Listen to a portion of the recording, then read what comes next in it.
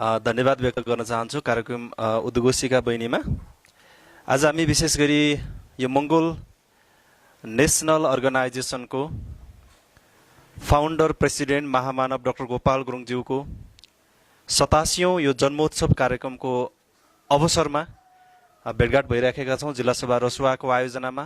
यस चाहिँ औपचारिक कार्यक्रमको सभा अध्यक्षज्यू, यस कार्यक्रममा आसन ग्रहण गरेर बसिराख्नुभएका केन्द्र सभाको सदस्य मेन लामा दाई, यस कार्यक्रमका अतिथि बागमती प्रान्तीय सभाको सहसचिवज्यू, सिन्धुली जिल्ला सभाको अध्यक्षज्यू, त्यसै गरी रसुवा जिल्ला सभाको विभिन्न स्थानीय तहहरूबाट रसुवा जिल्ला सभाको विभिन्न पदाधिकारी प्रतिनिधित्व गरेर आउनुभएका सम्पूर्ण साथीहरू र भर्खरै चाहिँ आजभन्दा करिब 3 महिना अगाडि सम्पन्न भएको स्थानीय तहको निर्वाचनमा यहाँहरूको निर्भीक उम्मेदवारी दर्ता गरेर आउनुभएका तपाईँ सम्पूर्ण रसुवावासी, मङ्गोल प्रेमी, यो मङ्गोल नेसनल अर्गनाइजेसनले मात्रै यो भूगोलको, यो माटोको रक्षा गर्न सक्छ, यो माटोको सुगन्ध पत्ता लगाउन सक्छ भनेर यसको निमित्त अहोरात्र खटिराख्नुभएका तपाईँ सम्पूर्ण उपस्थित रसुवा जिल्लावासी, मङ्गोल प्रेमी आमा बुवा, दाजुभाइ तथा दिदीबहिनीहरूमा मङ्गोल नेसनल अर्गनाइजेसन केन्द्रीय सभा काठमाडौँको तर्फबाट र मेरो आफ्नो व्यक्तिगत तर्फबाट पनि यहाँहरू सबैमा मङ्गोल मायाले भरिएको जुझारु सालु टक्राउन चाहन्छु। स्वीकार्नुहोस्, जय मङ्गोल।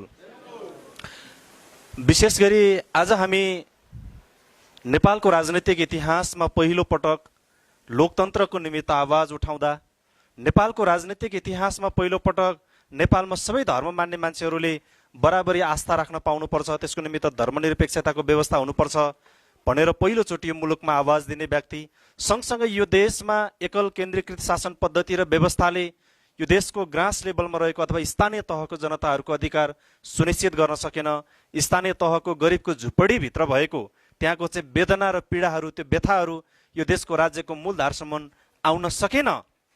यसको निमित्त यो देशलाई प्रान्तीयतामा लानुपर्छ भनेर प्रान्तीय संहिताको निमित्त आवाज उठाउने पहिलो व्यक्ति मङ्गोल नेसनल अर्गनाइजेसनको फाउन्डर प्रेसिडेन्ट महामानव डाक्टर गोपाल गुरुङज्यूको हामी 87औं जन्मोत्सव कार्यक्रम चाहिँ अहिले सभ्य र भव्य रूपमा देशभरिबाट मनाइराखेको अवस्था छ। त मङ्गोल नेसनल अर्गनाइजेसनको फाउन्डर प्रेसिडेन्ट महामानव डाक्टर गोपाल गुरुङज्यूले भनेको दुईवटा युक्ति सदाबहार रूपमा हाम्रो मनभित्र चाहिँ एउटा खालको दिशाबोध गर्नको निमित्त हाम्रो मस्तिष्कभित्र गाडिएर बसेको छ। उहाँले सधैँभरि भन्नुहुन्थ्यो, जीवन के हो भन्ने प्रश्न गर्ने बित्तिकै डाक्टर गोपाल गुरुङज्यूले भन्नुहुन्थ्यो, जीवन भनेको मान्छे जन्मिसके पछाडि नमरुन्जेलसम्म अथवा मान्छेको जन्म र मृत्युको बिचमा हुने जति क्रियाकलाप छ त्यो क्रियाकलाप नै जीवन हो। कति मान्छेहरू चाहिँ कसरी मर्छन् त भन्दा, मान्छे जन्मेर मृत्यु नहुन्जेलसम्म उसले जति क्रियाकलाप गर्छ मरिसके पछाडि ऊ सदाको लागि मरेर जान्छ। तर संसारमा यदा कता एउटा दुईटा यस्तो मान्छेहरू पनि जन्मिन्छन्, त्यो मान्छे भनेको जन्म र मृत्युको बिचमा उसले गरेको जुन गतिविधि छ, जुन क्रियाकलाप छ, त्यो क्रियाकलापले चाहिँ उसलाई कहिले पनि नमर्ने एउटा अमर र अजर बनाउँछ।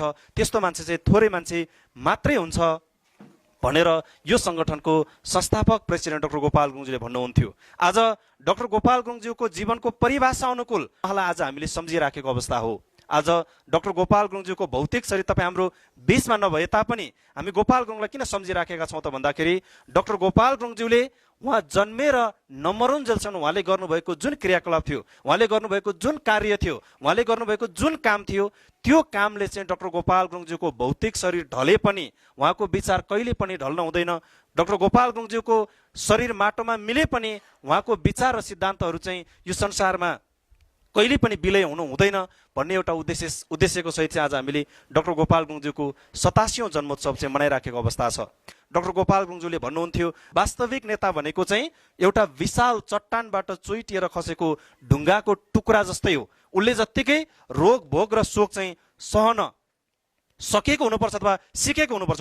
तर एउटा असल नेता भनेको त्यो विशाल चट्टानबाट चुइटिएर खसेको ढुङ्गाको टुक्रा जस्तै हो। उसको निमित्त घर परिवार पनि उसको साथमा नहुन सक्छ, उसको छर छिमेक उसको साथमा नहुन सक्छ, उसको आफन्त नातागोता उसको साथमा नहुन सक्छ, उसको साथी भाइ र सङ्गी पनि उसको साथमा नहुन सक्छ। त्यो कसैको साथ नपाए तापनि यो वैचारिक युद्ध र अस्तित्वको लडाइँ जित्नको निमित्त एउटा बाटो तय गरेर हिँड्ने मान्छे मात्रै वास्तविक रूपमा एउटा सच्चा नेता हो भनेर डाक्टर गोपाल गुरुङज्यूले भन्दै जानुभएको छ।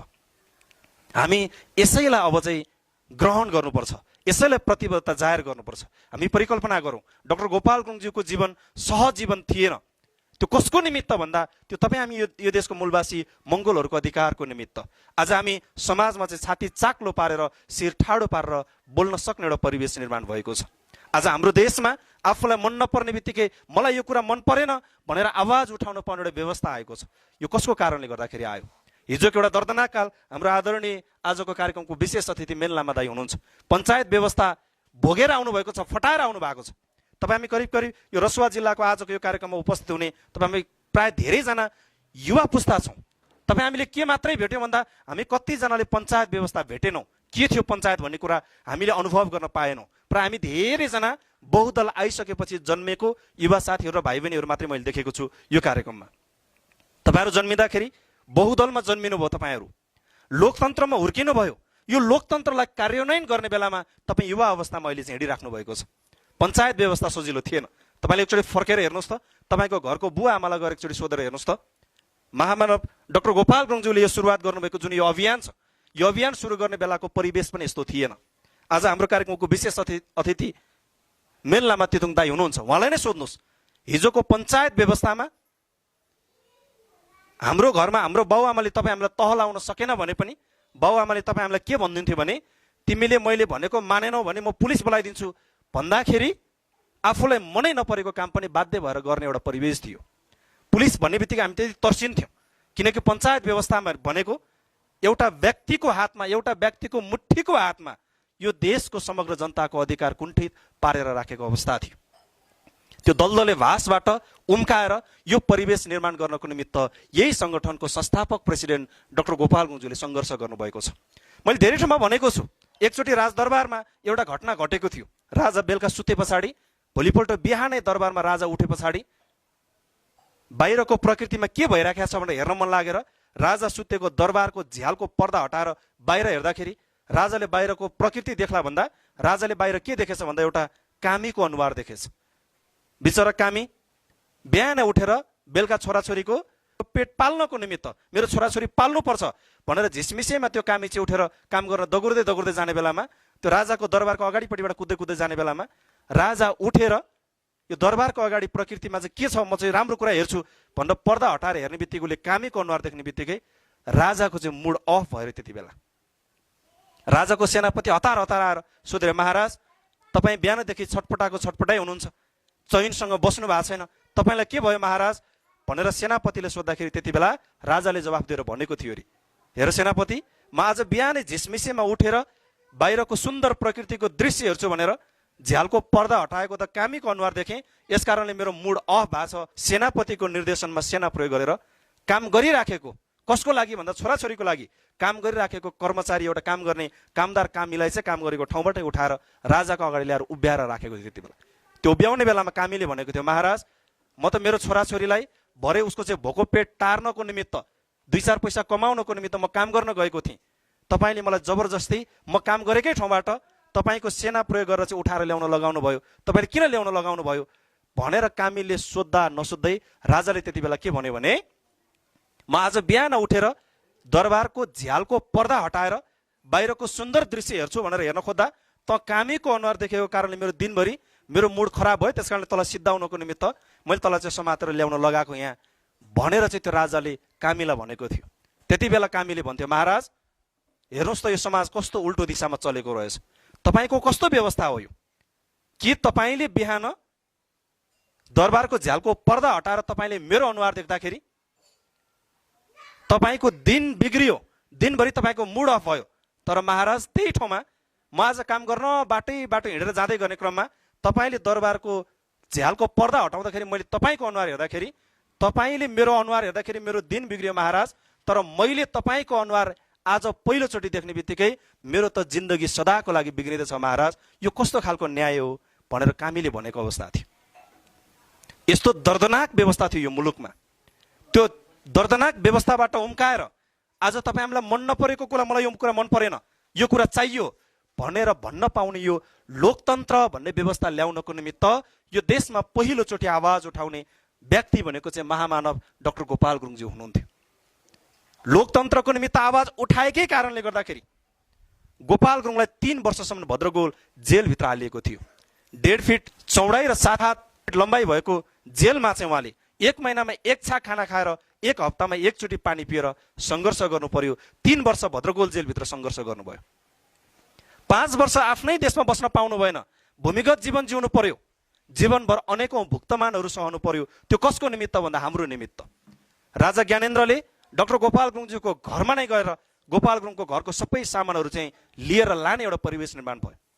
उहाँले 5 वर्षसम्म आफ्नै मुलुकमा बसेर बाँची खाने एउटा परिवेश दिएनन् बाहुन छेत्रीहरूले। यो कठिन परिवेशसँग जुझ्दै लड्दै डाक्टर गोपाल गुरुङज्यूले मुलुकमा यो लोकतन्त्र भन्ने एउटा व्यवस्था ल्याउनको निमित्त उहाँले गरेको सङ्घर्षको कारणले गर्दाखेरि आज यो ठाउँमा उभिएर तपाईँ हामी चाहिँ बोल्न सक्ने भएका छौँ। यदि गोपाल गुरुङले नलडिदिनु भएको थियो भने आज हामी स्थानीय तहको निर्वाचनमा उम्मेदवार भएर होइन, कुनै राजनैतिक दलको कार्यकर्ता पिछल्लोको हनुमान भएर झन्डा बोकेर पछाडि पछाडि उफ्रिने दौडिने मात्रै हुन्थ्यो। तर आज हामी उफ्रिने दौडिने होइनौँ। आज आफ्नै अस्तित्वको निमित्त, आफ्नै अधिकारको निमित्त लड्ने ठाउँमा उभिने एउटा ठाउँ त डाक्टर गोपाल गुरुङज्यूले त्यो एउटा प्लेटफर्म निर्माण गरेर गइदिनु भयो नि। गर्वले तपाईँहरूले भन्नुभयो हामीले जति मत पाए पनि हामी आतिएका छैनौँ। वास्तविक कुरा त्यही हो। एउटा सफल राजनीतिज्ञले के कुरा भुल्नु हुँदैन भने राजनीति गर्ने क्रममा उसले प्रक्रिया भन्दा पनि उसले मुद्दा चाहिँ कहिले पनि हार्नु हुँदैन। मुद्दा हारियो भने सदाको लागि हारियो, प्रक्रिया हारियो भने यसपालि प्रक्रिया बिग्रेला, अर्को पटक सुधार हामी फेरि लड्न सक्छौँ। तपाईँहरूले गर्व गर्नुभयो अघि, थोरै भोट पाए पनि हामी गर्व गरिराखेका छौँ। त्यो किन गरिराखेको छ? एकजना साथीले उम्मेदवार उठ्ने स्थानीय तहको उम्मेदवार एकजना साथीले मलाई भन्नुभएको थियो, सर यसपालिको स्थानीय तहको चुनाव लड्ने बेलामा म चुनाव उठेँ, चुनावमा भोट चाहिँ मैले मेरो आफ्नै 1 भोट मात्रै ल्याएँ भनेर भन्नुभएको थियो। तर 1 भोट ल्याएकोमा उहाँलाई हिन्ताबोध थिएन। उहाँले गर्वले के भनिदिनु भयो भने यो समाजको सबै मान्छेहरू यो देशलाई चाहिँ शरणार्थीहरूको मुलुक बनाउन लाग्दै गर्दाखेरि सर मैले चोर डाका र फटाहरूको पक्षमा भोट हालिनँ, मेरो आफ्नो भोट चाहिँ आफ्नै जमिनमा ल्याएर हाल्न सकेँ, त्यसैमा मैले चाहिँ गर्व गरेको छु सर भनेर भन्नुहुन्थ्यो। आज यो परिवेश, आज यो परिस्थिति मङ्गोल नेसनल अर्गनाइजेसनको संस्थापक प्रेसिडेन्ट महामानव डाक्टर गोपाल गुरुङज्यूले ल्याइदिनु भएको छ। अब यो देशको परिवेश यसै गरी चल्दै जाने हो।